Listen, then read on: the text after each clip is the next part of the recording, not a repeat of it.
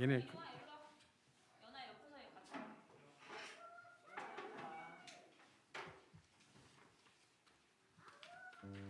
네, 오늘 유튜브 방송 송출이 안 돼서요. 일단 녹화만 하고 그냥 같이 예배 드릴게요.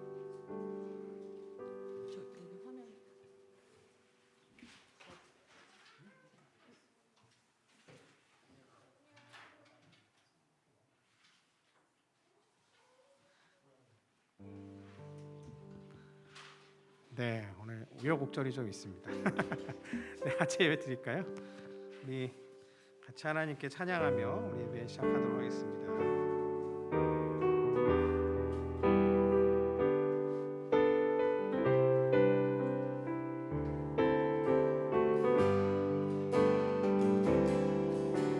지금 이곳에 하나님 오셔서 우리가 드리는 예배를 받으소서. 참 기쁨과 참 평안이 우리에게 있사오니 영광의 왕이신 하나님께 감사해. 우리 다시 한번 찬양해 볼까요? 지금 이곳에 지금 이곳에 하나님 오셔서 우리가 드리는 예배를 받으소서. 참 기쁨과 참 평안이 우리에게 있사오니 영광의 왕이신 하나님께 감사해. 참 기쁨과 참 평안이 참 기쁨과 참 평안이 우리에게 있사오니 영광의 왕이신 하나님께 감사해요. 우리 시간 잠시 침묵으로 기도하겠습니다. 한 주간 우리의 죄와 허물을 이 시간 우리 주님께 자백하고 또 우리 주님 앞에 또 감사로 나아가는 그런 기도를 함께 드리겠습니다.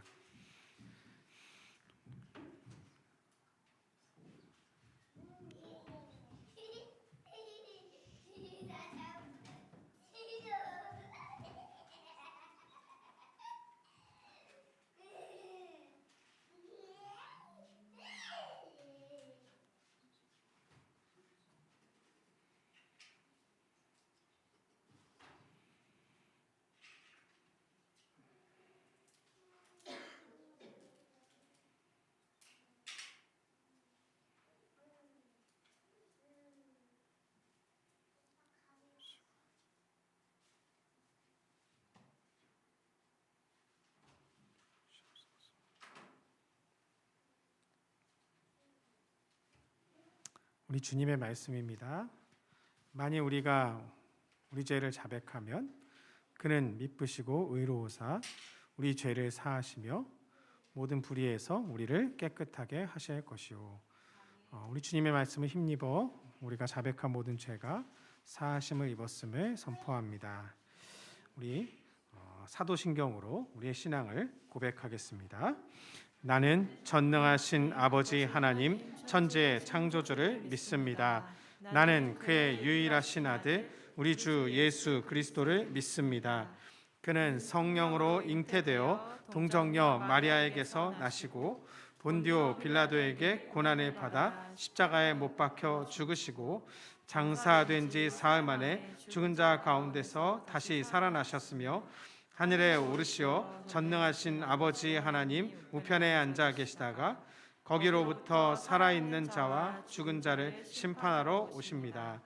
나는 성령을 믿으며 거룩한 공교회와 성도의 교제와 죄를 용서받는 것과 몸의 부활과 영생을 믿습니다. 아멘.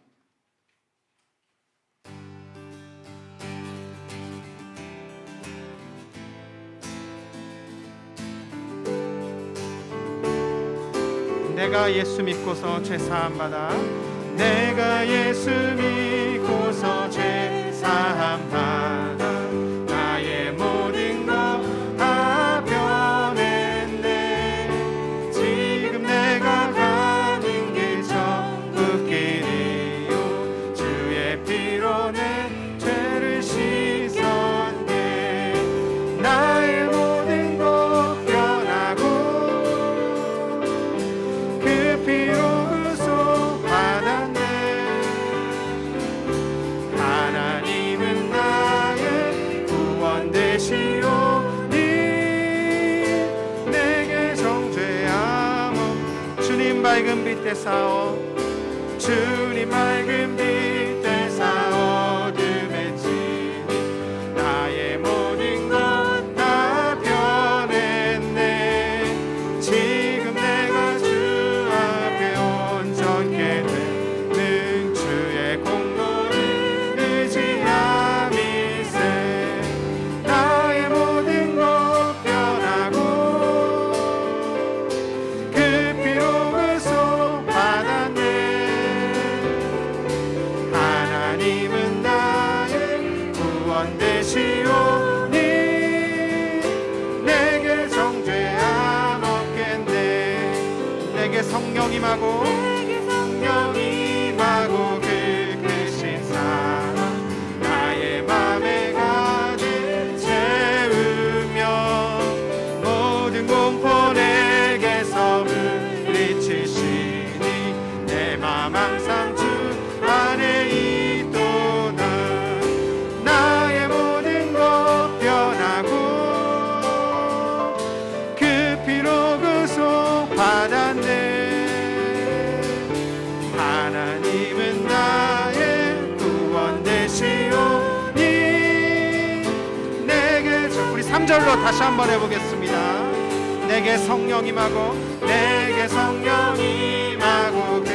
크신 사랑 나의 맘에 가득 채우며 모든 공포 내게서 물리치시니 내 맘 항상 주 안에 있도네.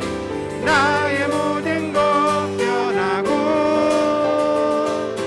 그 피로 구속 받았네.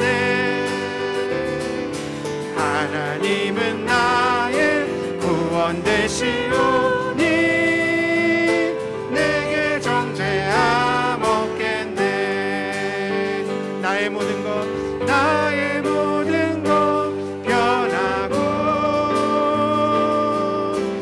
그 피로 구속 받았네. 하나님은 나의 구원 되시오니 내게 정죄함 없겠네.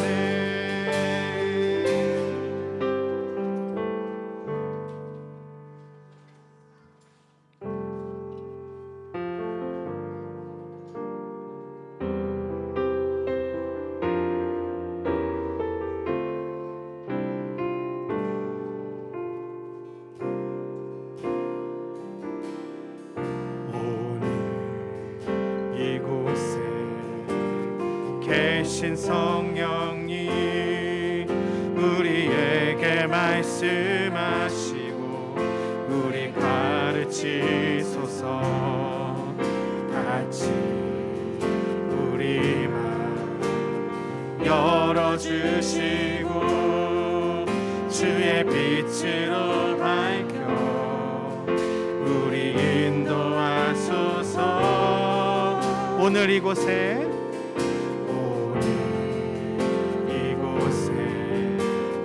계신 성령님 우리에게 말씀하시고 우리 가르치소서. 같이 우리 마음 열어주시고 주의 빛으로 밝혀 우리 인도하소서. 주님보다 앞서지 않고 겸손하게 주님의 말씀 기다리니 주님 손에 우리 드립니다. 사랑으로 인도하소서. 우리 다시 한번 찬양해 볼까요? 오늘 이곳에 계신 성령님, 오늘 이곳에 계신 성령님 우리에게 말씀하시고 우리 가르치소서. 같이 우리 마음 열어주시고 주의 빛으로 밝혀 우리 인도하소서. 주님보다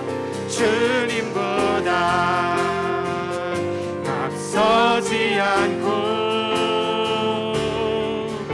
겸손하게 주님의 말씀 기다리니 주님 손에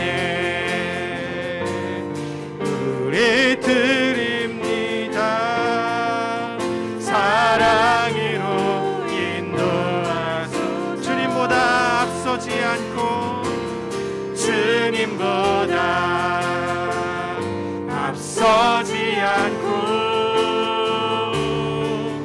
겸손하게 주님의 말씀 기다리니 주님 손에 우리 드립니다. 사랑으로 인도하소서. 사랑으로 인도하소서. 사랑으로 인도하소서. 의에 줄이고 목이 마리니 의에 줄이고 목이 마르니 성령의 기름 부으소서. 의에 줄이고 목이 마르니 내 잔을 채워 주소서. 다시 한번 찬양합시다. 의에 줄이고 의에 줄이고 목이 마르니 내 성령의 기름 부으소서. 의에 줄이고 목이 마르니 내 잔을 채워 주소서. 우리 1절로 같이 한번 찬양해 볼까요? 마음이 상한 자를 고치시는 주님, 하늘의 아버지 날 주관하소서. 지혜의 길로 인도하사 자유케 하소서. 새 일을 행하사 분케 하소서. 의에 줄이고 목이 마르니 성령의 기름 부으소서.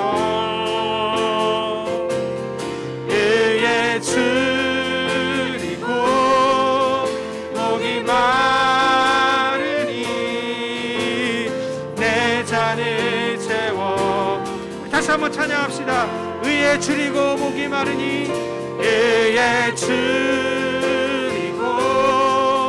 목이 마르니 성령의 기름 부소서. 의에 줄이고 목이 마르니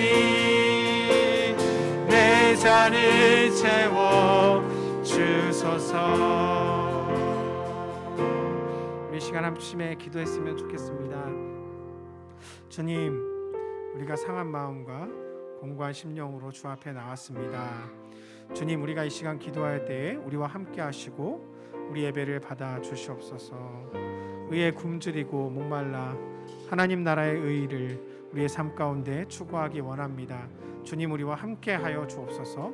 우리 대표 기도자 나와서 기도하실 때까지 함께 합심하여 기도하겠습니다. 존귀하신 주님, 우리에게 은혜를 주셔서 감사합니다. 우리와 함께 하여 주셔서 감사합니다. 하나님, 우리를 통하여 영광 받아 주시옵소서. 의에 줄이고 목마른 우리의 상한 심령을 주님께 드리오니 우리 예배를 받아 주시고 주님 영광 받아 주옵소서.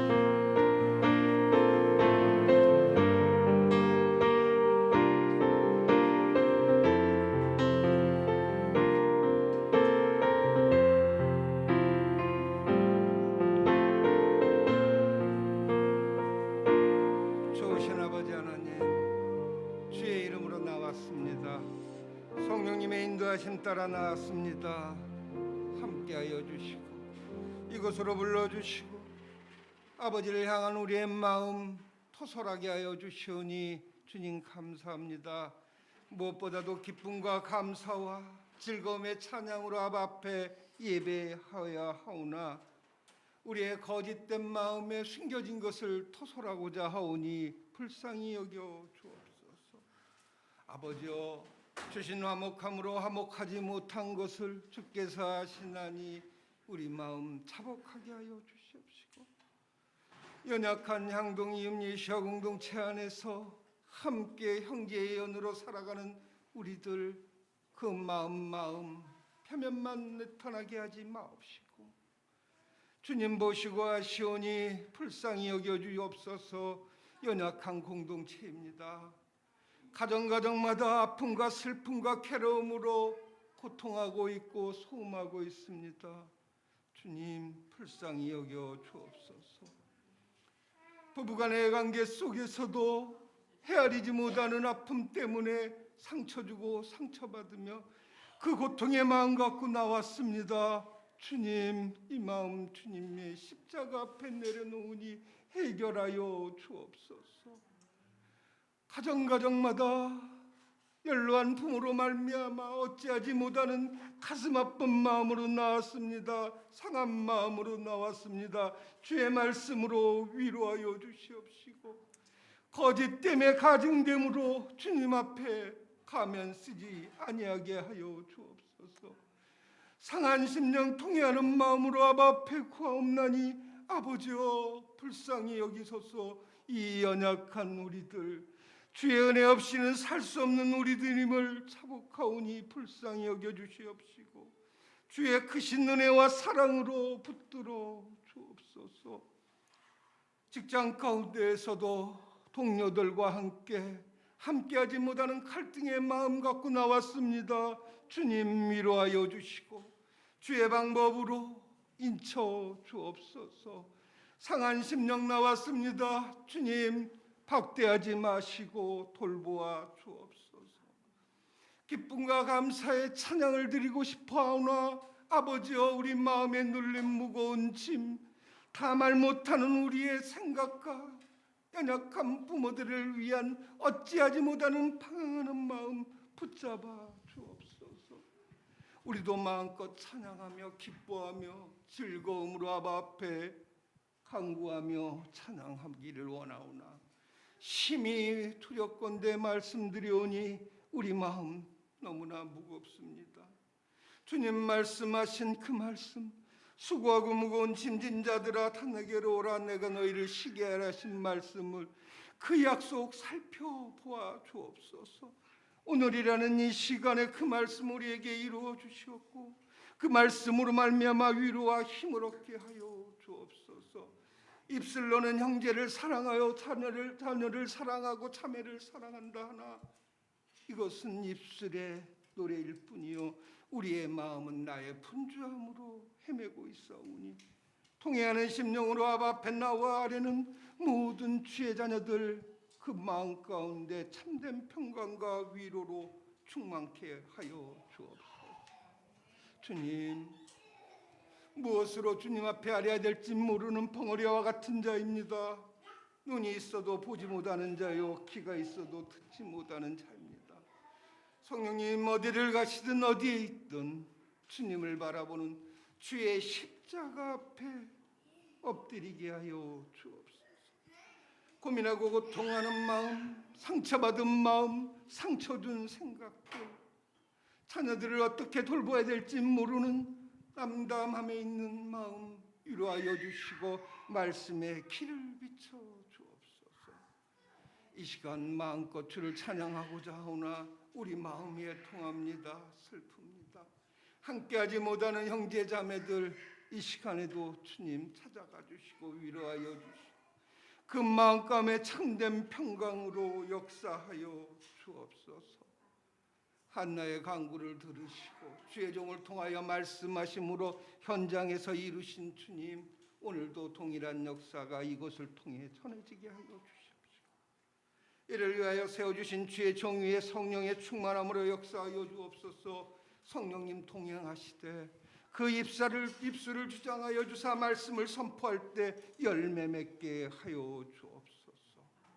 함께 동행하는 두 여종 위에 주님 함께 하여 주시고 하나님을 알고자 하는 그 열망과 가슴에 새겨진 사랑으로 말미암아 배우고 노력하고 또한 그것을 삶으로 드러내기를 기뻐하는 여종 위에 주님 함께 하여 주시고 어린 자녀들의 영혼을 그들의 손께 맡겨 싸우니 주님 함께 하사 저 어린 영혼들 주의 말씀으로 풍성함을 누리게 하여 주시옵시고 이제 우리는 아무도 모르오나 먼저 와서 준비된 주의 여정 위에도 동일한 은혜를 허락하여 주옵소서. 만나는 사람마다 주의 위로를 말씀을 전하게 하여 주시옵시고 상처받은 마음 평강의 마음으로 인도하는 복됨의 말씀으로 충만케 하여 주옵소서. 이 시간 간구하오니 주님 위로와 평강과 무엇보다도 우리 마음에 있는 것 말하지 못하는 모든 것들 주님 앞에 내어놓는 복된 기도자들로 세워 주옵소서. 주님만을 의지하며 나아가는 이 백성들 위해 주님 함께 하여 주시옵시고 오늘도 세워주신 주의 종 위에 말씀의 선포에 주님의 은혜 가운데 열매 맺게 하여 주시옵시고 준비한 말씀으로 우리의 마음을 위로하여 주시옵시고 준비한 말씀으로 우리의 영혼이 복되게 하여 주옵소서. 나아갈 때는 기쁨으로 달려 나아가게 하여 주시옵시고 가정과 직장 또한 사업장 위에 주의 말씀의 이름에 은혜가 넘치게 하여 주옵소서. 주님 특성으로 세워주신 정의실 전도사님 위에 그 성대를 보호하여 주시고 마음을 다하고 사랑을 다하여 부르는 복된 찬양이 우리들의 마음을 함께 담아 울려지게 하여 주옵소서. 주님이 돌보시지 아니하고 주님이 세워주시지 않으면 우리는 쓸 수 없는 자입니다. 상한 마음 고쳐주시옵시고 고통의 짐 친히 받아 주옵소서. 주님만을 의지하며 예수님의 이름으로 간구하옵나이다.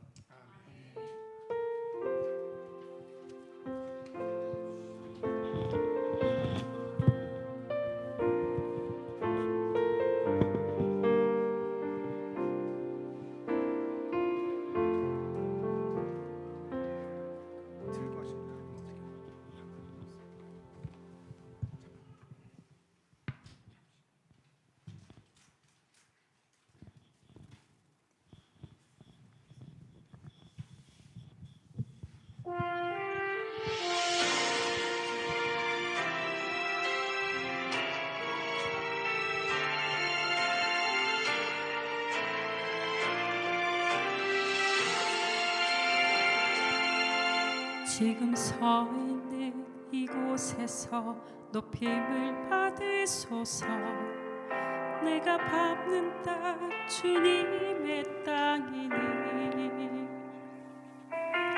하늘이 주의 이름 높이 올리며 넓은 바다가 주를 노래해. 모든 만물 주를 경배해. 모든 입술 주를 찬양해. 천지를 만드신 만물의 통치자 높임을 받으소서. 내 평생을 주의 이름 높이며 어느 곳에서든지 주님을 예배하리라. 내가 밟는 모든 땅 아버지의 영광이 선포되야 하리. 찬양하며 주님을 예배할 때 하늘 가득한 주의 영광 보리라. 나를 통하여 나의 입술을 인하여 주의 이름 높임을 받으소서.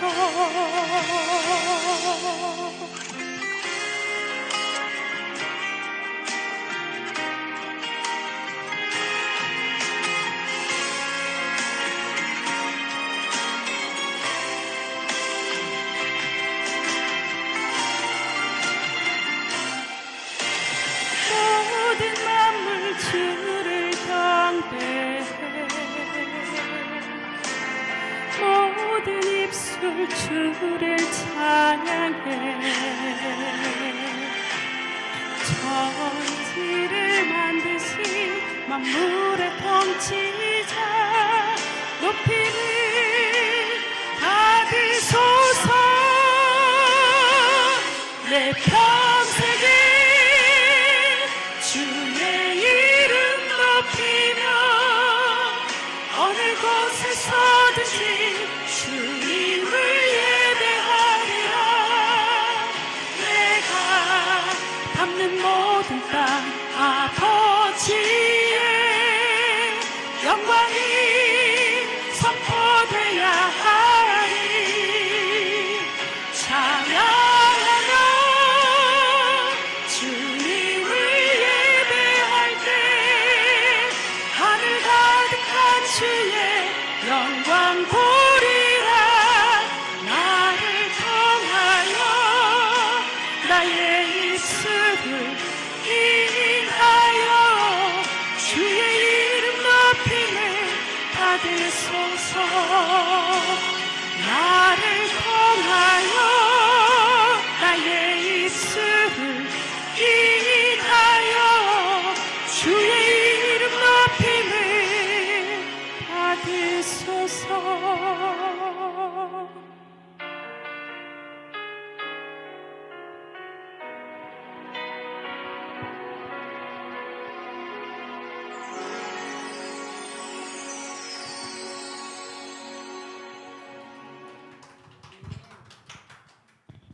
네, 감사합니다. 박수 치려면 제대로 좀 쳐드리죠.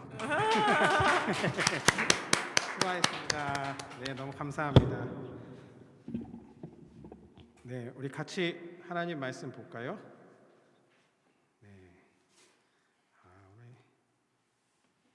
네, 같이 하나님 말씀 볼까요? 코가 걸리네요. 잠시만요.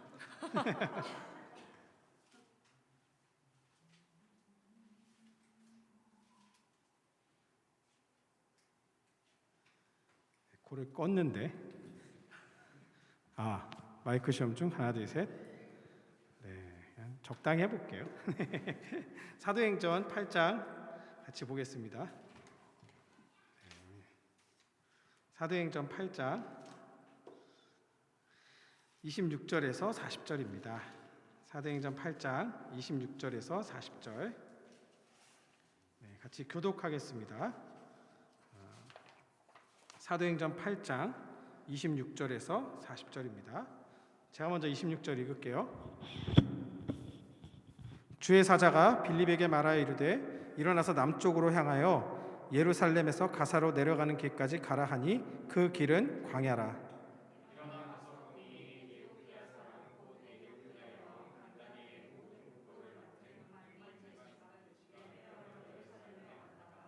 돌아가는데 수레를 타고 선지자 이사야의 글을 읽더라.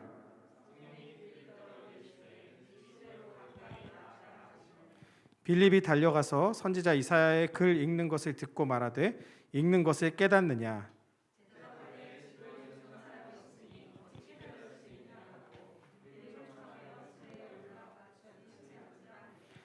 읽는 성경 구절은 이것이니 일러스되 그가 도살자에게로 가는 양과 같이 끌려갔고 털 깎는 자 앞에 있는 어린 양이 조용함과 같이 그의 입을 열지 아니하였도다. 공정한 재판도 받지 못하였으니 누가 그의 세대를 말하리요. 그의 생명이 땅에서 빼앗김이로다 하였거늘. 그 내시가 빌립에게 말하되 청컨대 내가 묻노니 선지자가 이 말한 것이 누구를 가리킴이냐, 자기를 가리킴이냐, 타인을 가리킴이냐. 빌립이 입을 열어 이 글에서 시작하여 예수를 가르쳐 복음을 전하니 길 가다가 물 있는 곳에 이르러 그 내시가 말하되 보라 물이 있으니 내가 세례를 받음에 무슨 거리낌이 있느냐. 멈추고 빌립과 내시가 다 물에 내려가 빌립이 세례를 베풀고 둘이 물에서 올라올새 주의 영이 빌립을 이끌어 간지라. 내시는 기쁘게 길을 가므로 그를 다시 보지 못하니라. 빌립은 아소도에 나타나 여러 성을 지나다니며 복음을 전하고 가이사랴에 이르니라. 네. 오늘 우여곡절이 좀 있네요. 네. 갑자기 유튜브 계정이 끊어졌는데 왜 끊어졌는지 잘 모르겠어요. 그래서 일단 녹화는 하고 있고요. 네, 그것과 상관없이 우리 또 예배 드리면 되니까요. 하나님 우리 아버지와 주 예수 그리스도로부터 은혜와 평강이 함께하기를 빕니다. 부활하신 예수께서 승천하시면서 제자들에게 약속하셨던 것이 뭐였죠? 성령이었잖아요, 그렇죠? 성령께서 임하시면 권능을 받고 너희가 첫째 예루살렘 그리고 온 유대와 사마리아 마지막으로 땅 끝까지 예수의 증인이 될 거라고 말씀하셨어요, 그렇죠? 그래서 우리가 사도행전 7장까지 예루살렘에 선포된 제1단계죠. 말하자면 예수에 관한 증언을 살폈습니다. 그래서 그 예수에 관한 증언은 처음에는 12사도를 통해 그리고 그 다음에는 7 중에 한 명이었던 스데반을 통해 선포되었습니다. 그렇죠? 사실 12사도와 이 7명의 집사라고 우리가 부르지만 7명은 사실 서로 다른 사역을 위해 어떤 면에선 처음에 부르심을 받았잖아요. 그렇게 생각이 됐지만 사실은 성령의 충만함을 입어서 똑같이 복음을 전하는 모습을 볼 수가 있었죠. 그래서 스데반이 마치 사도 베드로처럼 이렇게 복음을 선포하는 그런 장면을 우리가 봤습니다. 하지만 스데반이 순교를 하게 됐고 이 박해를 받아서 예루살렘 교회가 뿔뿔이 흩어지게 됐잖아요. 이 흩어진 사람들이 우리가 지난 시간에 살펴본 것처럼 유대와 사마리아 땅에 복음을 전하기 시작했습니다. 그러니까 예수님의 명령대로 이 유대와 사마리아의 복음을 전하는 임하기 시작이 된 거죠. 그런데 그 중에는 누가 있었어요? 7 중에 한 명이었던 빌립이 있었어요. 그렇죠? 그래서 빌립이 지난 시간에 어디에 복음을 전했습니까? 어디에 전했어요? 유대 땅의 남쪽에 유대가 남쪽에 있으면 그 위쪽에는 어디라 그랬어요? 사마리아. 그렇죠? 사마리아의 복음을 전했습니다. 사마리아의 복음을 전하니까 주 예수를 증언하고 표적과 기사를 행하니까 사람들이 많이 따랐어요. 그렇죠? 근데 그 중에 누가 있었습니까? 마술사 시몬이라는 사람이 있었죠. 그렇죠?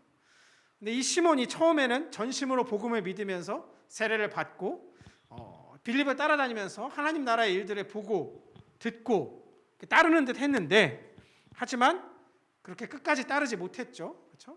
성령이 임하시는 모습을 보니까 어떻게 했습니까? 돈을 주면서 제게도 이 능력을 주십시오. 그럼 내가 누구에게든지 성령 받아라 하면 성령 받게 해주겠다. 이런 능력을 나에게도 주십시오. 그랬다가 큰 책망을 받았죠. 그렇죠? 우리가 그런 장면을 지난주에 봤습니다. 그런데 갑자기 거기까지 하다가 사도행전 저자가 이 장면을 갑자기 전환을 시켜요. 이 유대 땅 넘어 사마리아에서 복음을 전하던 빌립이 갑자기 다른 곳으로 이동을 합니다. 우리가 오늘 본문 읽은 26절인데요. 26절 같이 한번 다시 볼까요? 같이 한번 읽어볼게요. 시작. 주의 사자가 빌립에게 말하여 이르되 일어나서 남쪽으로 향하여 예루살렘에서 가사로 내려가는 길까지 가라 하니 그 길이 뭐라고요? 광야. 일어나서 남쪽으로 내려가는데 그러니까 사마리아가 위에 있고 예루살렘은 유대 땅에 있습니다. 그러니까 밑으로 내려와야 되잖아요. 그러니까 예루살렘 쪽으로 가는데 거기서 그 예루살렘에서 가자로 가는 쪽으로 가라. 가자는 어디냐면요, 이 지중해 해안 쪽이에요. 그러니까 예루살렘은 내륙 쪽이고 가자는 해안 쪽이에요. 이 가자는 어떤 땅이냐면 오늘날 그 유명한 가자지구 말하는 그 가자예요. 그러니까 이집트와 이스라엘의 접경인데 이스라엘이 점령했다가 지금 굉장히 분쟁이 복잡하게 일어나고 있는 지역인데 거기 지금 하마스가 뭐 주둔해 있기도 하고 그리고 이 팔레스타인 난민들이 몰려드는, 그래서 원래는 인구가 한 몇만 정도밖에 안 되던 도시인데 지금 갑자기 그 좁은 땅에 200만 넘는 인구가 몰려 있어서 굉장히 국제적으로 분쟁이 되는 거기에요. 가자. 그 가자입니다. 근데 이 가자는 그 당시에는 굉장히 번성한 도시였어요. 한번 그 알렉산더 대왕이 쳐들어왔을 때 한번 이렇게 황폐화됐다가 다시 재건이 돼서 그 당시에도 괜찮은 도시였는데 예루살렘에서 이 가자로 가는 길까지 가는데 거기 가는 길목에 어디 광야가 뭐 정확하게 위치는 알 수 없지만 그런 광야로 가라고 말을 했던 겁니다. 가자로 가라 그러면 좋을 텐데 가자로 가라 그러지 않고 광야로 가라는 명령은 사실 좀 받아들이기 힘들죠. 복음을 전하려면 사람이 많은 데로 가야 되잖아요. 그렇죠? 저희도 개척을 했지만 개척을 하면 자리를 열심히 찾아다니잖아요. 어디다 정하면 좋을까? 근데 저기 광야에다가 교회 개척하는 사람이 있나요? 없잖아요. 그렇죠? 전원교회가 아니나 하네야 저기 산골짜기에 개척하는 사람은 없단 말이죠. 사람이 많은 도시에 가야 복음을 전하기가 쉽거든요. 그래서 바울도 어떻게 합니까? 나중에 보면 알겠지만 가는 곳마다 도시를 찾아다니고 그 도시의 중심지, 유대인들이 모이는 중심지인 회당으로 향한단 말이에요. 그런데 주의 사자가 일어나서 사마리아에서 지금 복음 잘 전하고 있는데 빌립한테 뭐라 그래요? 광야로 가라. 그렇죠? 광야로 가라. 거기 보면 26절에 남쪽으로 향하여라고 돼 있는 이 원문은 사실은 학자들은 남쪽으로라기보다는 한낮에 혹은 정오에 뭐 이런 정도의 뜻으로 더 이해를 해요. 어쨌든 뭐 그거 복잡하니까 그거 얘기하기는 어렵고 어쨌든 한낮에 광야로 가라. 사람이 없는. 그럼 누구한테 복음을 전하죠? 거기 가서? 우리 같으면 이 명령이 합리적인가 따져봤을 것 같아요. 주님, 광야가 아니라 광야를 지나서 가자로 가란 얘기죠? 내지는 예루살렘에 가 있으란 말이죠? 뭐 이런 얘기로 이해할 것 같은데 빌립은 그 말을 듣고 주저했다라는 말이 없어요. 27절 바로 일어나서 갑니다. 바로 갔어요. 그 광야로 가봤더니 거기에 누가 있습니까? 어떤 사람이 있어요. 정말 이상하죠? 정말 우연이죠? 그 사람은 어떤 사람입니까? 에디오피아 사람. 곧 에디오피아 여왕 간다게의 모든 국고를 맡은 관리인 넷이. 간다게는 사실 이거 번역이 좀 잘못인데 간다게가 이 여왕에 해당하는 호칭이에요. 간다게가 이름이 아니고. 그러니까 이집트 왕을 파라오라고 부르듯이 이 간다게는 여왕을 부르는 호칭입니다. 그래서 그 여왕의 국고를 맡은 누구예요? 넷이. 그렇죠? 넷이에요. 그런데 이 넷이가 27절에 보면 예배하러 예루살렘에 왔다가 돌아가는데 수레를 타고 예언자, 선지자 이사야의 글을 읽고 있어요. 광야에서.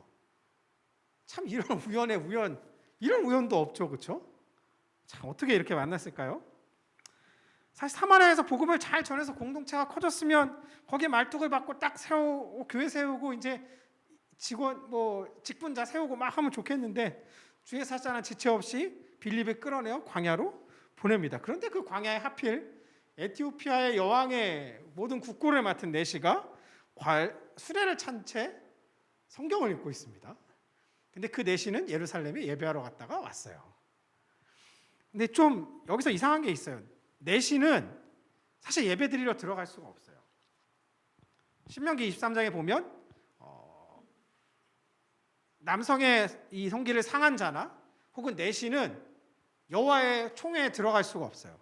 그 말은 뭐냐면 이 내시가 예배하러 왔다고 해봤자 물론 할례도 받을 수 없을 테고 성전에도 들어갈 수 없어요. 그럼 이 내시는 어디서 예배 드렸을까요? 뭐 정확히 알 수 없지만 아마 이방인의 뜰이나 성전 어쨌든 바깥에 어디인가 있었겠죠. 어쨌든 그는 하나님을 예배하는 사람이었다고 말해요. 하지만 그는 실제로는 성전 안에 들어갈 수 없는 사람이에요. 마치 우리 사도행전 3장에 기억나시죠? 성전 문 앞에 앉아 있지만 누가 일으켜줘서 움직여준 적은 없는, 그래서 안에 들어가 본 적은 없는, 그렇죠? 그런 사람인 거죠. 그런데 그는 하나님을 예배하는 사람이었다고 말하고 심지어 성경을 읽고 있었다고 말해요. 29절을 한번 볼까요? 성령께서 빌립에게 말씀하십니다. 저 수레로 가까이 가라. 그렇죠? 그래서 빌립이 다가갑니다. 그리고 내시가 있는 성경 본문을 듣습니다. 선지자 이사야의 글을 읽는 것을 듣고 말합니다. 당신이 지금 읽고 있는 그 말씀을 깨닫고 있습니까? 당신이 지금 읽고 있는 이 말씀을 깨닫고 있습니까? 여러분 읽고 있는 말씀을 깨닫고 있습니까? 이 질문은 우리에게 중요한 질문이에요.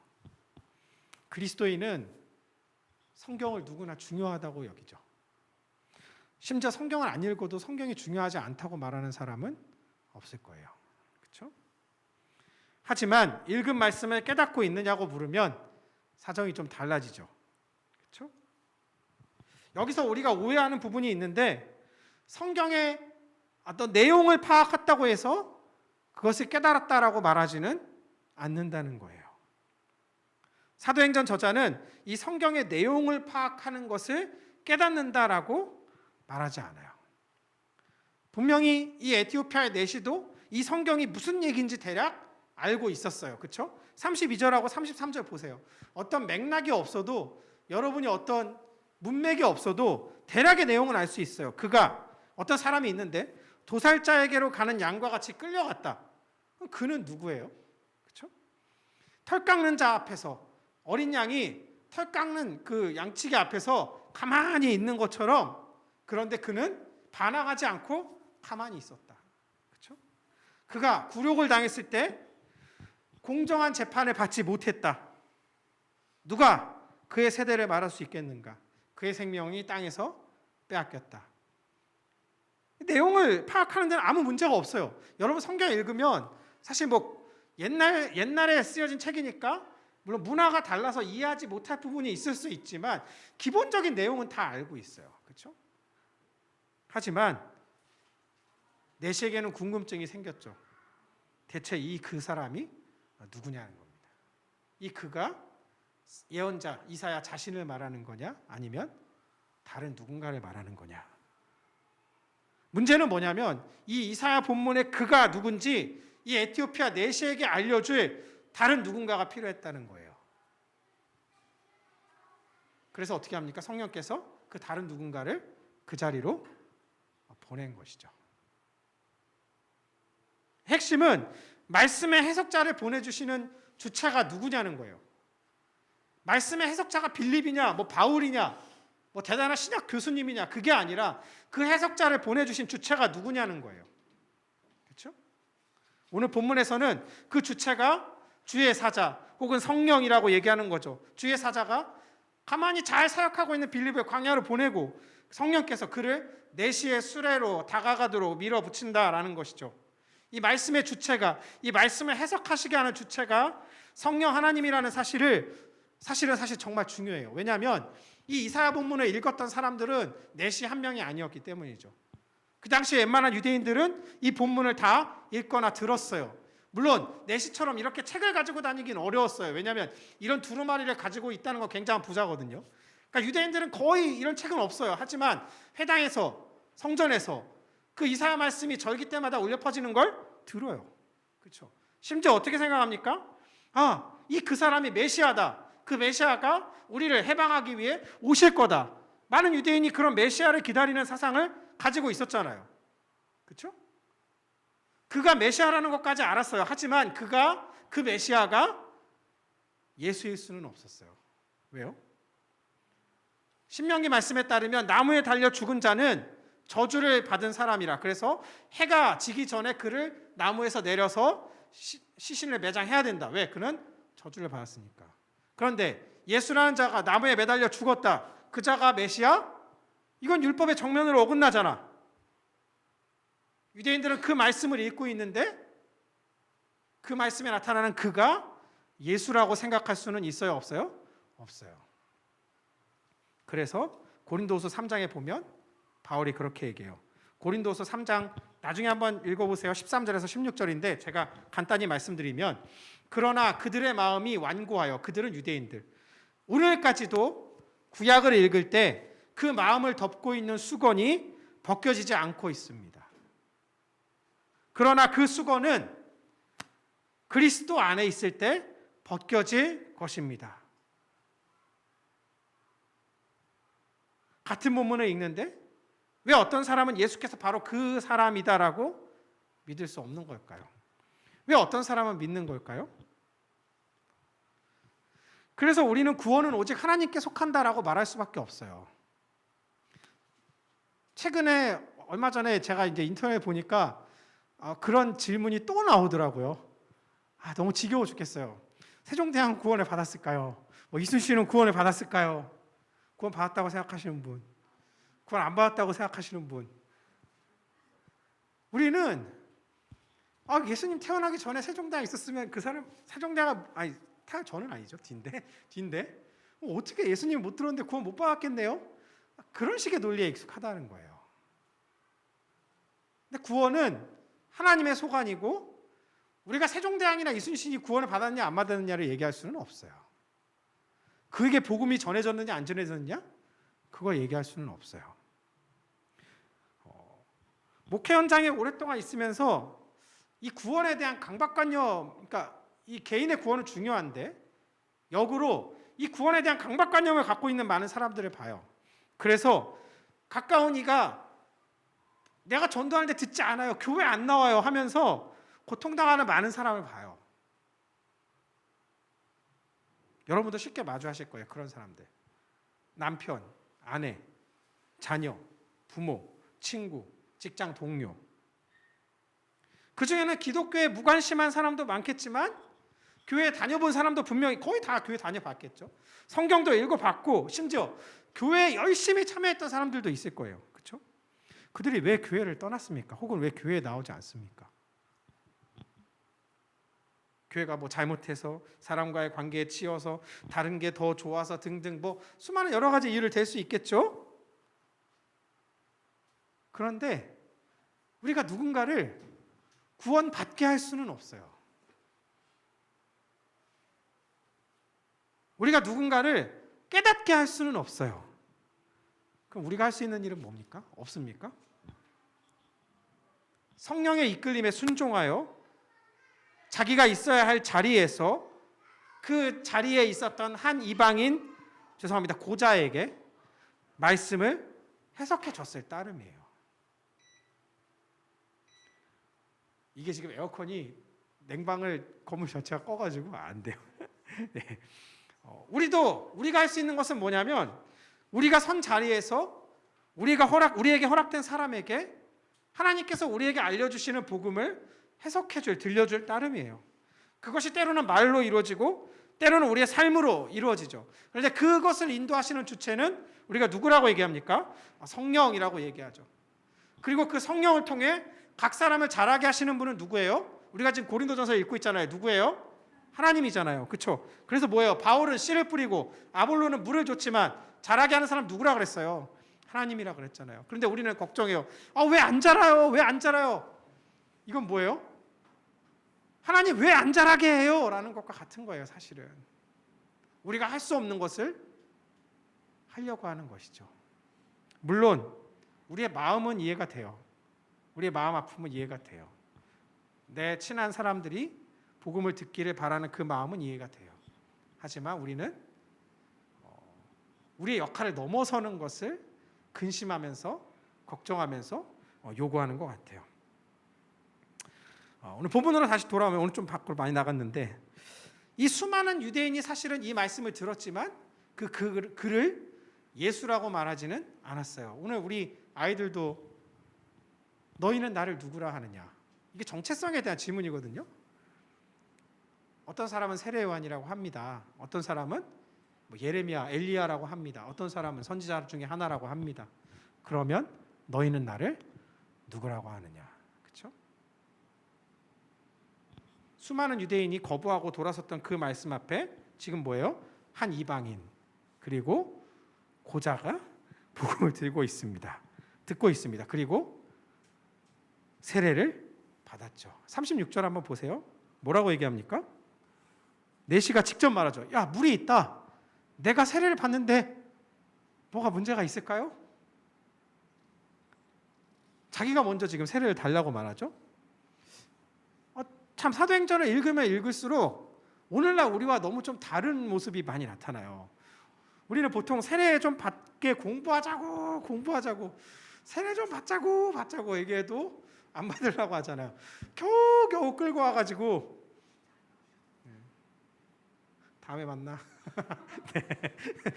세례 좀 받게 공부하자고 목사님이 조르고 친구가 조르고 엄마가 아들한테 야, 이번에 세례 교육 좀 받아. 그럼 내가 너 게임 머니 뭐 충전해 줄게, 뭐 사줄게. 뭐 이래야 애들이 하잖아요. 그렇죠? 제 기억에는 적어도 저한테 먼저 찾아와가지고 목사님 저 세례가 너무 받고 싶습니다. 저랑 성경 공부 좀 해주세요라고 말하는 사람을 거의 못 봤어요. 그런데 이 내시는 곧바로 지금 빌립에게 세례를 받고 싶다고 말해요. 근데 이 세례를 받고 싶다는 말은 자신이 이 복음을 듣고 이 이사야 예언자가 말하는 그가 예수이심을 믿는다라고 말하는 것이죠. 그런데 참 재밌죠? 빌립이 아직 안 돼요. 제자 훈련 받으셔야 됩니다. 아직 안 됩니다. 코스 훈련 받으셔야 됩니다. 이렇게 얘기 안 한다는 거예요. 그는 복음을 이제 막 들은 이방인에게, 그렇죠? 이방인에게 곧바로 세례를 베풀어요. 그것도 사도가 아니라, 오늘날로 치면 담임 목사님이 아니라 어떤 다른 사람의 손으로 세례를 베푼다는 거죠. 오늘날은 이 세례가 언젠가 기회가 있으면 세례에 대한 얘기를 한번 할 기회가 있으면 좋겠는데, 오늘날은 이 세례가 마치 어떤 1년에 한 2번 정도 베푸는 어떤 그런 문답 거쳐서 하는 그런 약간 의식처럼 굳어졌는데, 이 세례의 본 의미를 사실 우리가 많이 잃어버렸어요. 이 세례는 그냥 간단히만 말씀드리면 로마서 6장을 나중에 한번 보세요. 그리스도와 함께 물에 잠겼을 때 그리스도와 함께 죽고, 그리고 물 밖으로 다시 나올 때 그리스도와 함께 이 세상에 대하여 산다라는 뜻이에요. 그러면 바울의 말처럼 나는 세상에 대하여 죽고 예수와 함께 다시 새 생명을 얻었다라는 뜻이죠. 그렇죠? 그런데 왜 하필 광야에 그 자리에 물이 있었을까요? 참 오늘 본문은 우연이죠. 그렇죠? 광야니까 물이 좀 없을 법도 한데 하필 또 그 자리에 물이 있네요. 그렇죠? 그래서 이렇게 보면 어떤 때는 이런 생각도 듭니다. 하나님 나라는 우연히 만들어가는 거 아닐까. 제가 우연이라는 말을 썼는데 이런 겁니다. 인간은 모든 것을 계획하고 철저하게 준비해서 실행하고 싶어 해요. 그래서 모든 것이 완벽하게 돌아가야 안심이 되고 안정이 됩니다. 그래서 오늘처럼 갑자기 유튜브가 안 된다거나 막 이러면 당황이 돼요. 그래서 이미 예배 시간이 지나가면 당황이 돼요. 걱정이 돼요. 그럼 막 이제 질책이 막 뭐 이럴 때 뭐 이렇게 큰 교회나 다른 데서 사역하면 이럴 때 이제 부목사님들 바로 질책이 들어갑니다. 하여튼 뭐 근데 우리가 그게 뭐 나쁘다 어쩌다 떠나가지고 우리는 그런 계획과 그럼 우리가 준비했던 것이 진행이 안 되면 불안해요. 그리고 그것과 다른 무엇을 한다고 하면 걱정을 해요. 물론 계획은 나쁜 것이 아닙니다. 계획은 중요해요. 우리가 인생을 살 때 무계획보다 계획이 있는 게 훨씬 좋고 준비는 철저히 할수록 훨씬 좋아요. 하지만 자신의 계획과 준비에 우리가 함몰되어 성령의 인도하심을 잊어요. 빌립아, 예루살렘에서 가사로 가는 그 광야 쪽으로 가라. 예수님, 그게 말이 됩니까? 지금 사마리아에 아무도 없는데 제가 여기서 복음을 전해야죠. 잘못 말씀하신 거죠? 저 지금 이렇게 사역을 해야 되는데 아직은 아닙니다.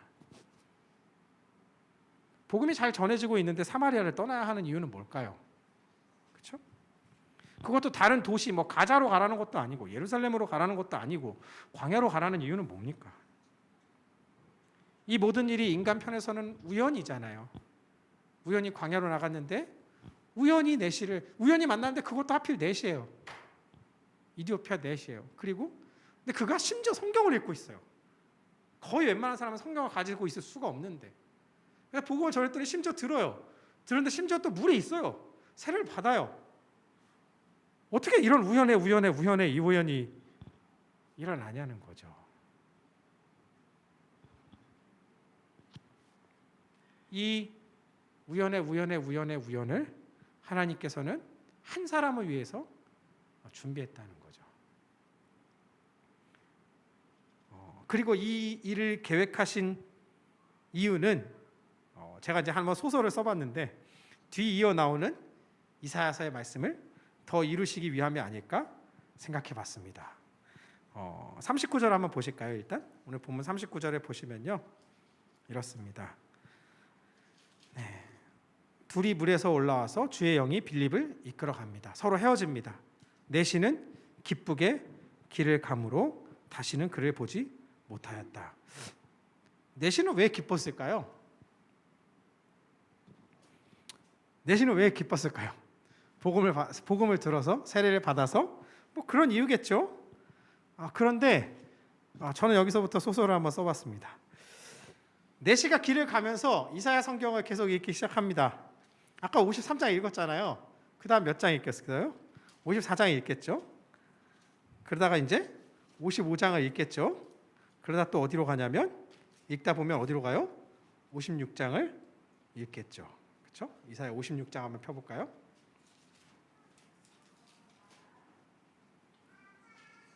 이사야 56장에 이르러요.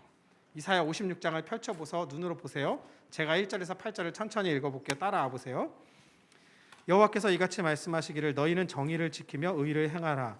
이는 나의 구원이 가까이 왔고 나의 공의가 나타날 것임이라 하셨도다. 안식일을 지켜 더럽히지 아니하며 그의 손을 금하여 모든 악을 행하지 아니하여야 하나니 이같이 행하는 사람 이같이 굳게 잡는 사람은 복이 있다. 3절 보세요. 여호와께 연합한 이방인은 말하기를 여호와께서 나를 그의 백성 중에서 반드시 갈라내시리라.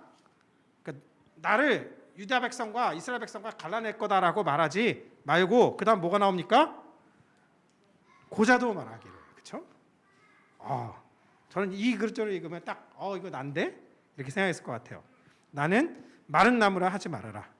여호와께서 이같이 말씀하시기를 나의 안식일을 지키며 내가 기뻐하는 일을 선택하며 나의 언약을 굳게 잡는 누구요? 고자들에게는 이거 난데? 내가 내 집에서 내 성 안에서 아들이나 딸보다 더 나은 기념물과 이름을 그들에게 줄 것이다. 여기서 아들과 딸은 누구겠어요? 성 안에 있는 아들과 딸은 하나님의 백성이라고 주장하는 그 유대인들보다 더 나은 이름을 나한테 준대네. 그리고 영원한 이름을 주어 끊어지지 않게 할 것이다.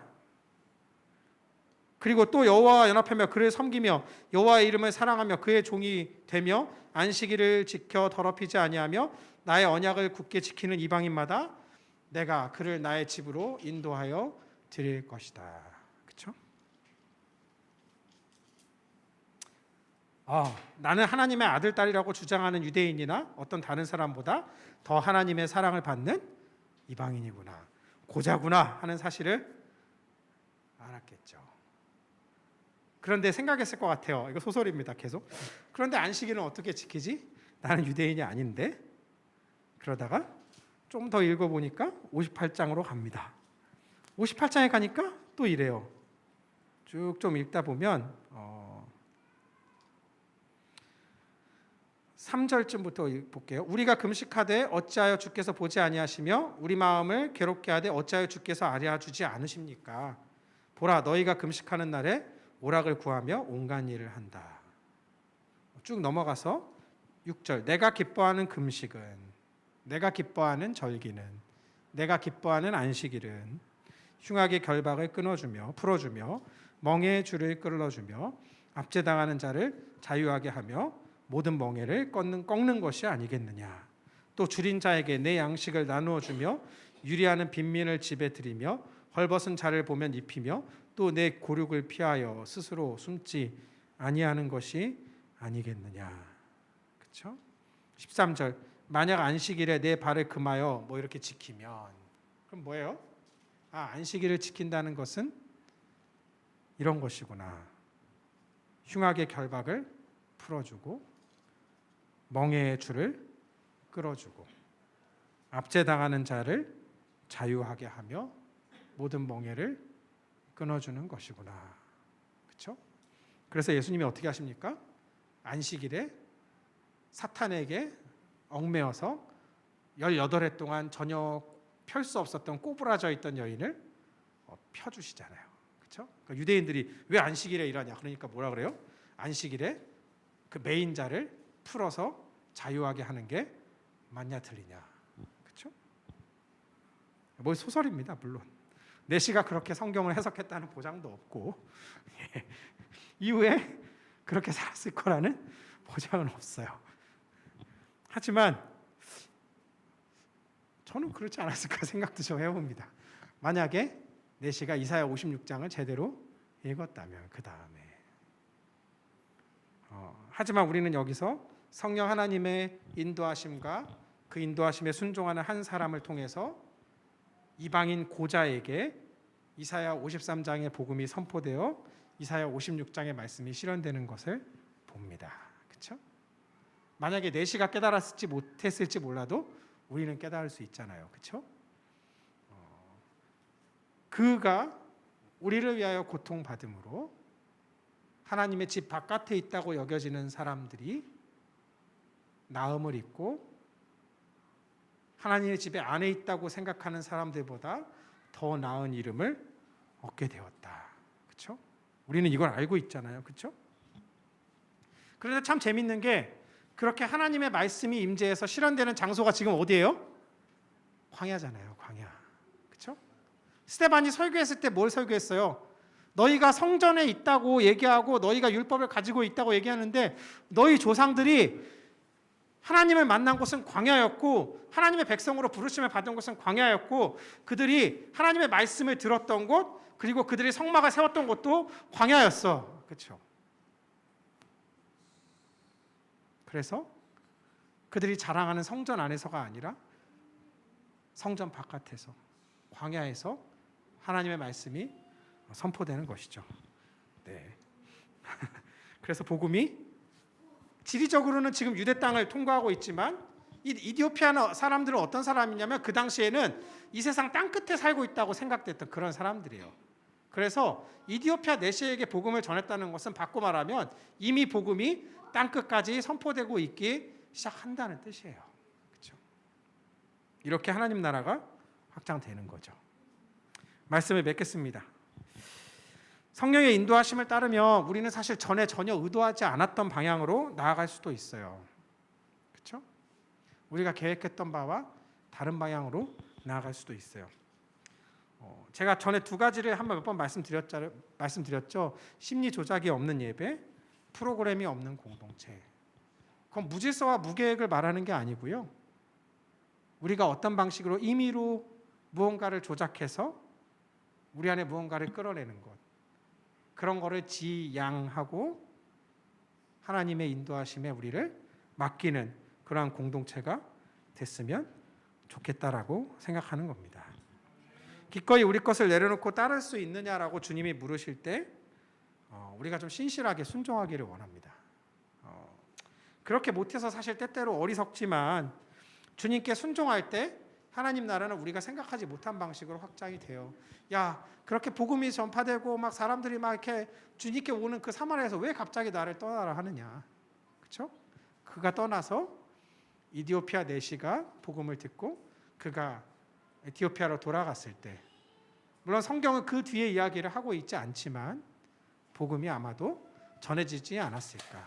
왜냐하면 이 이티오피아는요, 사실 우리가 오늘날이나 뭐 좀 후진국처럼 생각하지, 사실 이 당시에는 굉장히 발전한 나라예요. 누비아라고 불렸는데, 이 나라는 로마의 세력권 안에서도 굉장히 발달한 그런 독립국가로 인정받았던 그런 강력한 나라였어요. 그러니까 그런 강력한 나라에 사실은 복음이 들어가게 된 거죠. 이 한 사람을 통해서. 그런 주님의 은혜가 우리에게 함께하기를 간절히 바랍니다. 우리 합심하여 좀 기도했으면 좋겠습니다. 네. 네.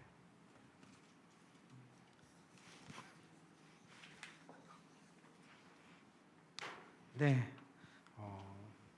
같이 기도할까요? 주님, 우리와 함께하여 주십시오. 주님께서 우리를 부르시는 곳이 어느 곳이든 그곳에서 우리가 순종하기를 원합니다. 주님, 우리와 함께하여 주시고 주님께서 우리를 부르시는 곳, 가라고 하시는 곳에 신실하게 가기를 원합니다. 우리를 부르시는 그런 자리에서 신실하게 주님의 말씀을 누군가에게 풀어주고 해석해주고 알려주는 그러한 사람이 되기를 원합니다. 우리에게 어떤 지혜가 있어서 그런 것이 아니라, 우리에게 어떤 능력이 있어서 그런 것이 아니라 성령께서 우리를 이끄시고 그렇게 인도하실 때 우리가 누군가에게 주 예수를 전하는 그런 증인이 될 수 있음을 고백합니다.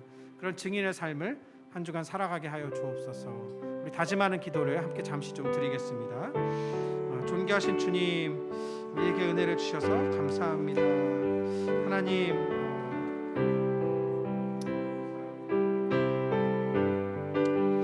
주님, 주여 빌립을 통하여 하나님 사마리아의 복음을 전하신 주께서 또 빌립을 보내어서 하나님의 은혜를 허락하게 하여 주시니 감사합니다. 하필 더 광야로 보내어서 그 광야에 있던 한 사람에게 복음을 전하게 하시고, 그 광야에 있던 한 사람이, 그 내시가 이방인이 하나님의 말씀을 듣고 하나님 그가 세례를 받고 하나님의 백성 안에 들어오게 되었습니다. 나는 더는 고자라고 말할 필요가 없습니다. 왜냐하면 하나님께서 나를 부르셨기 때문입니다. 더는 고자라고 말하지 말고, 더는 마른 나무라고 말하지 말고, 주께서 불러서 당신의 자녀로 삼으셨으니 우리가 하나님의 백성으로 살아가기를 원합니다. 주여, 우리에게 은혜를 허락하여 주시고 주님, 우리에게 당신의 평강을 허락하여 주시옵소서.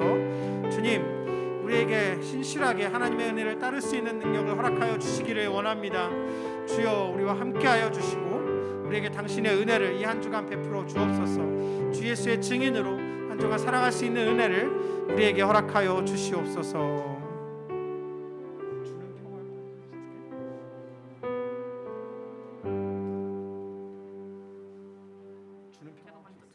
제가 할게요. 그럼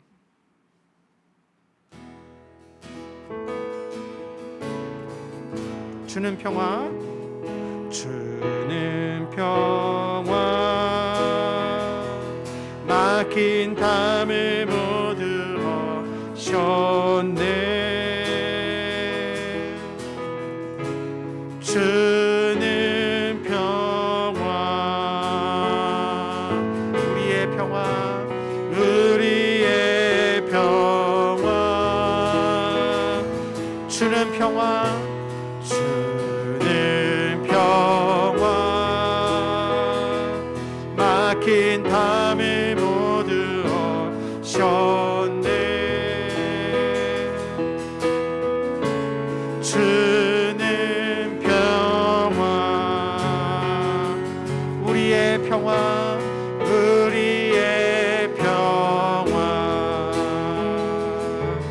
염려다 맡기라, 염려다 맡기라. 주가 돌보시니 주는 평화,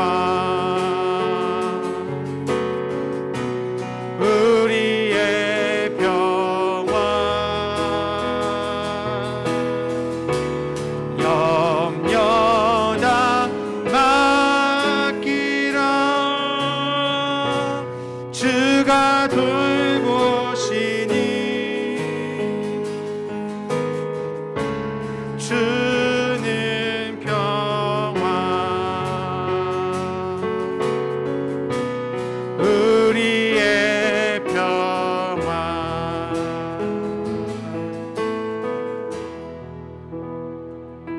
우리 이 시간에 함께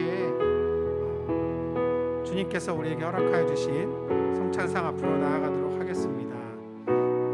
이 시간에는 우리 주님께서 우리에게 가르쳐 주신 기도를 우리 함께 좀 드리도록 하겠습니다.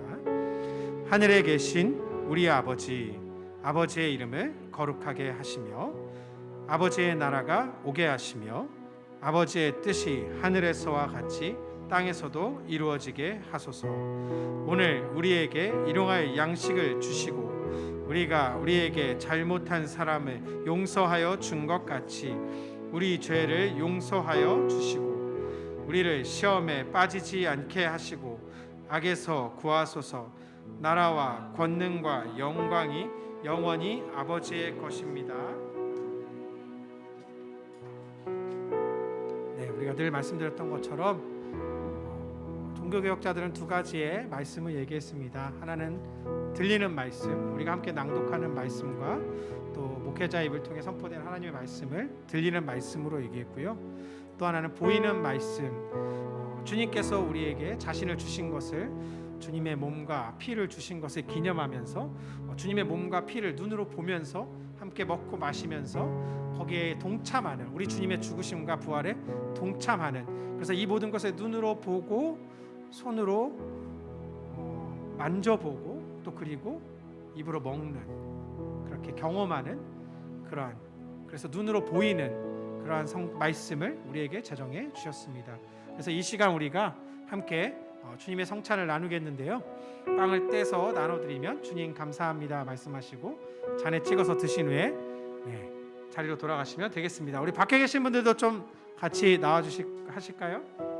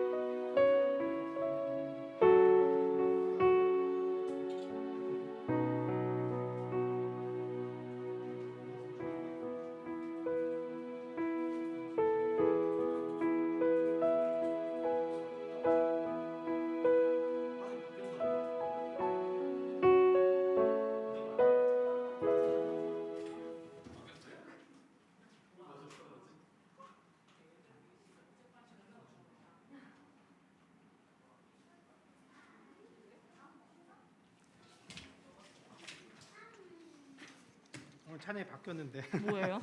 자 같이 기도하겠습니다.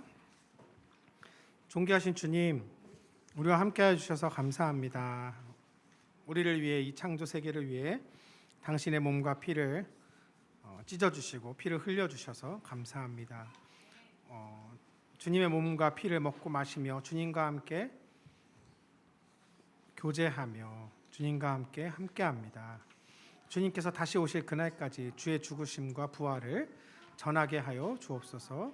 존귀하신 주 예수 그리스도의 이름으로 기도드립니다. 아멘. 우리 다 같이 일어나서 마지막 찬양할 텐데요. 오늘은 조금 다른 찬양입니다. 오늘 예배 시간이 좀 길어졌네요. 네. 여기에 모인 우리 같이 한번 좀 불러볼까요?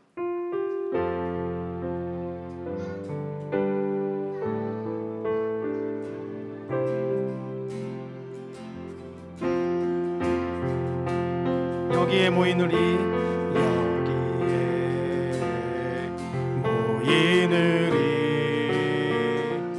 주의 은총 받은 자여라. 주께서 이 자리에 함께 계심을 아노라. 언제나 주님만을 찬양하며 따라가는 이 시험을 당할 때도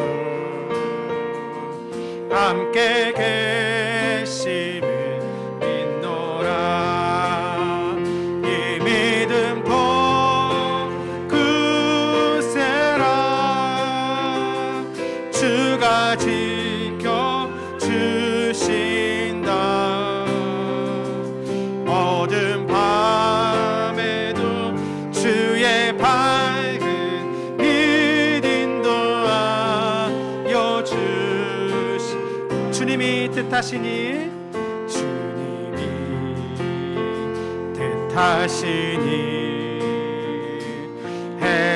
헤아리기 어렵더라도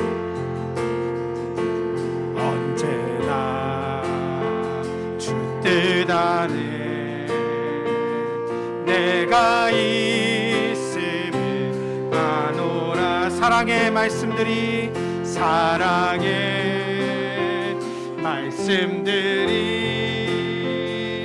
나를 더욱 새롭게 하니 때로는 넘어져도 죄의 승리를 믿노라. 이 믿음 더 굳세라. 주가 지켜 주신다. 어두운 밤에도 주의 밝은 빛 인도하. 여기에 모인 우리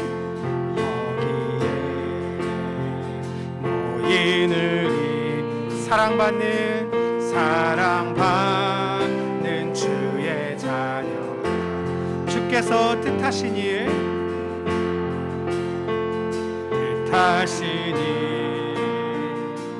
우리 통해 이 믿음 더욱 굳세라. 이 믿음 더욱 굳세라. 주가 지켜 주신다. 어두운 밤에도 주의 밝은 빛 인도하여 주. 이 믿음 더욱 굳세라. 이 믿음 더욱 굳세라. 주가 지켜 주신다. 어두운 밤에도 주의 밝은 빛 인도하여 주신다.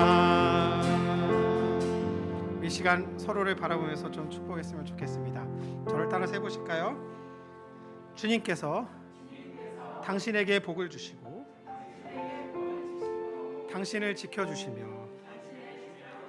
주님께서 당신을 밝은 얼굴로 대하시고 당신에게 은혜를 베푸시며 주님께서 당신을 고이 보시어서 당신에게 평화를 주시기를 빕니다.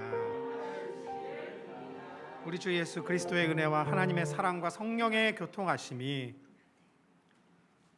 성령 하나님의 인도하심에 순종하여 우리가 있어야 할 자리에서 우리 주 예수를 증언함으로 주 예수의 얼굴에 드러나는 하나님의 영광을 아는 빛을 누군가에게 전하기로 다짐하는 이 자리에 모인 모든 지체 가운데 그리고 이 자리에 참석하지 못했지만 함께하는 향도김의 모든 지체 가운데, 그리고 하나님의 모든 이스라엘과 창조 세계 가운데 영원토록 함께 있을지어다. 아멘.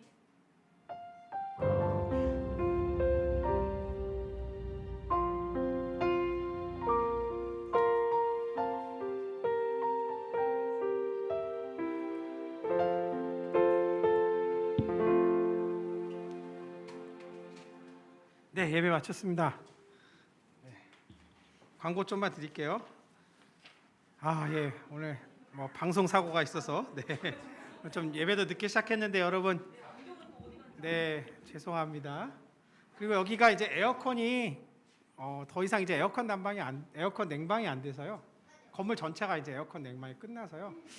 요즘 시기에 조금 더울 수도 있을 것 같아요. 조금 양해 부탁드리고요.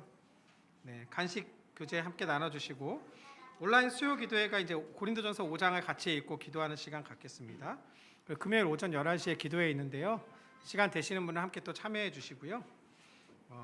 오늘 예배 후 2시 반부터라 그랬는데 좀 2시 반은 좀 어려울 것 같고 3시 정도부터 성경 공부 모임을 좀 같이 시작하겠습니다. 오늘은 인트로니까요. 아주 길지는 않으니까 오늘 좀 함께 좀 모여서 어떻게 앞으로 해나갈지 이런 얘기들 좀 드리도록 하겠습니다. 네, 감사합니다. 네.